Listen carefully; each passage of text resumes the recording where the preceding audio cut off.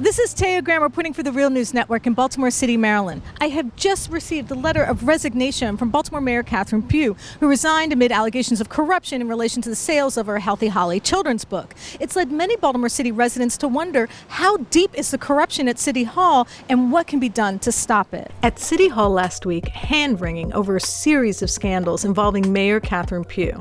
This is an opportunity for us to strengthen our democracy. It is an opportunity for us to strengthen the accountability of elected officials.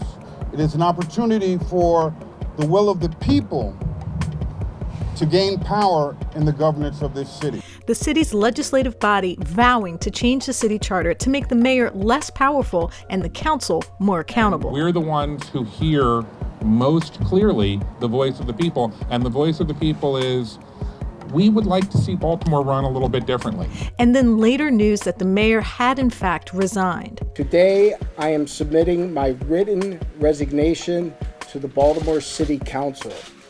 I am sorry for the harm that I have caused to the image of the city of Baltimore and the credibility of the office of the mayor. It's a corruption scandal for a city that has seen its fair share, but also raises a fundamental question of why Baltimore's government can't function for the people, instead of the private interest and businesses at the root of the current dysfunction. To answer this question, we have to go back and examine the roots of the current scandal. I went before the academic committee to review the concept of the book, and as you can see with the document, it was accepted as something that they could use.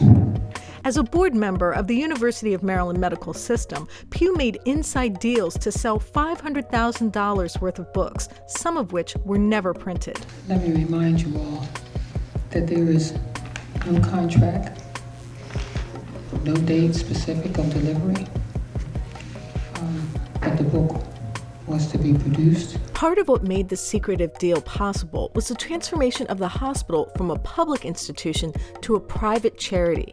These public hospitals were, in that year of 1984, transferred into private hospitals as if that were going to solve the problem. Unlike public entities, the hospital system can approve contracts like Pugh's behind closed doors.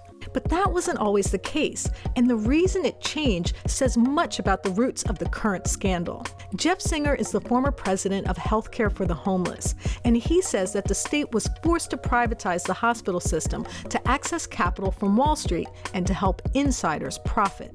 Within the hospitals, we have so much information now about how the nonprofit directors of both University of Maryland Medical Systems and Bayview have feathered their own nests because they have the power to do it.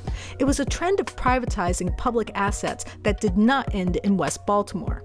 In fact, the need to secretly access Wall Street capital was the primary driver of the formation of another quasi-public agency that has also been a source of closed-door deals in the city, the Baltimore Development Corporation. As its former president, Jay Brody, admits, the quasi-public entity allowed the city to make deals with developers outside public purview. We would be looking at the developer's actual profit and loss statements, not just in the project that he or she was presenting, but literally what his bank account was. Now that's privileged, what I would call privileged information. And yes, I mean, we would discuss a certain amount of things in open session, but we couldn't really discuss that. It wasn't fair. And prevent the public from learning the details of what the city was giving away. The Baltimore administrations have given money to people who never asked for it. They've just said, here's a chest full of money. Take as much as you want.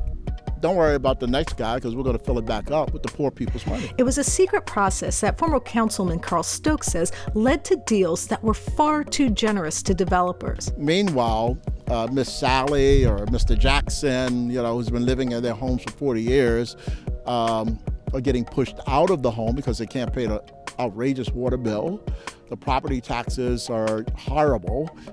Meanwhile, multimillionaire, billionaire developers, not all developers, but the few who have taken advantage of this, are getting basically tax-free money.